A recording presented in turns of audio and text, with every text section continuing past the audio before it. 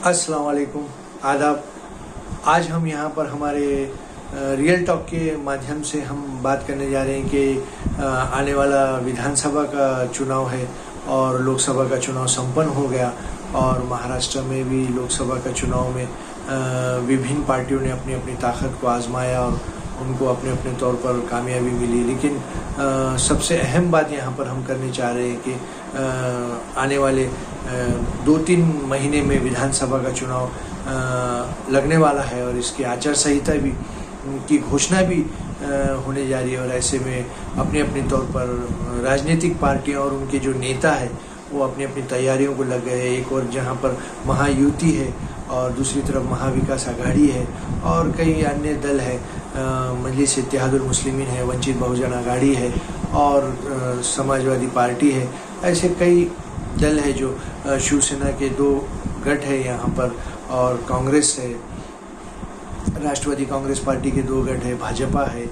ऐसे में सभी नेता अपनी अपनी फील्डिंग जमाने में लगे हुए हैं और कई अपक्ष उम्मीदवार भी अपने अपने तौर पर यहाँ पर चुनाव लड़ने की तैयारी कर रहे हैं। और विधानसभा चुनाव एक अहम चुनाव माना जाता है और महाराष्ट्र में इसकी 288 सीट आती है और लगभग 288 सीटों पर चुनाव होने जा रहे हैं। और ऐसे में एक और महायुति है जो विद्यमान सरकार में है। यहाँ पर शिवसेना के एकनाथ शिंदे मुख्यमंत्री है और उप मुख्यमंत्री भाजपा के देवेंद्र फडणवीस और राष्ट्रवादी कांग्रेस पार्टी अजित पवार गठ के अजित पवार उप मुख्यमंत्री है। और ये तीनों भी जो दिग्गज नेता है अपने अपने तौर पर राज्य में एक के बाद एक योजनाओं को ला रहे हैं और तड़की पड़की उसका डिसीजन ले रहे हैं। और दूसरी तरफ महाविकास आघाड़ी है। महाविकास आघाड़ी को लोकसभा चुनाव में काफ़ी अच्छी कामयाबी मिली और उनके काफ़ी खासदार यहाँ पर चुन के आए हैं, जिनमें प्रमुख तौर पर कांग्रेस पार्टी है, एक प्रमुख दल है, और राष्ट्रवादी कांग्रेस पार्टी शरद पवार गठ और शिवसेना उद्धव ठाकरे गठ और छोटे छोटे अन्य दल भी इसमें समावेश होने के आसार दिखाई दे रहे हैं। और महाविकास आघाड़ी और महायुति इन दोनों में प्रमुख मुकाबला होने के आसार है। तो दूसरी तरफ मजलिस इत्तेहादुल मुस्लिमीन का एक कैडर है, वंचित बहुजन आघाड़ी का भी एक कैडर है यहाँ पर, और समाजवादी पार्टी और अन्य दल भी अपनी यहाँ पर आजमाइश करेंगे और अपने अपने उम्मीदवार उतारेंगे। और क्या तीसरी आघाड़ी इसके अलावा भी बनती है, जिनमें राजू शेट्टी जो शेतकरी नेता माने जाते हैं महाराष्ट्र के, वो प्रयास कर रहे हैं कि एक तीसरी आघाड़ी बनाई जाए और जिनमें दूसरे दलों को इन 2 आघाड़ियों से हटकर एक तीसरी आघाड़ी बनाया जाए। और हम नांदेड़ की बात करने जा रहे हैं कि नांदेड़ में 2 मतदार संघ आते हैं, एक दक्षिण और एक उत्तर।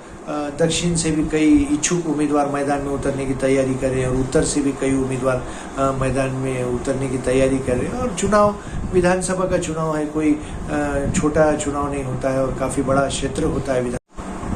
इस विधानसभा चुनाव में कई अपक्ष उम्मीदवार भी मैदान में उतरने की तैयारी कर रहे हैं और वो अपने अपने तौर पर यहाँ पर अपनी ताकत आजमा रहे हैं। और ऐन चुनाव में कई लोग आ जाते हैं जिसका सामाजिक कार्य कुछ नहीं होता और समाज के लिए कोई काम नहीं होता है, ना कभी वो कोई आंदोलन में सहभाग होते हैं, ना कोई राजनीतिक पार्टी से उनका कोई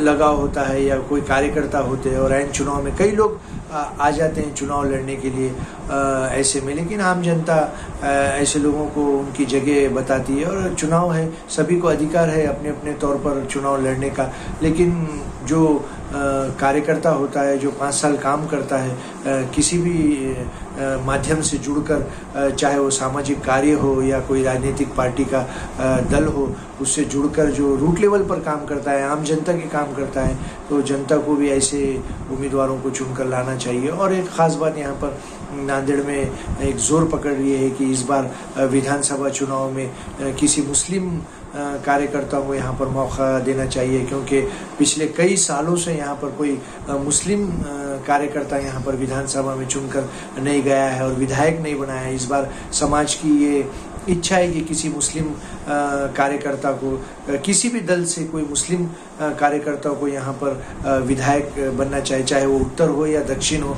किसी मुस्लिम कार्यकर्ता को विधायक बनाना चाहिए।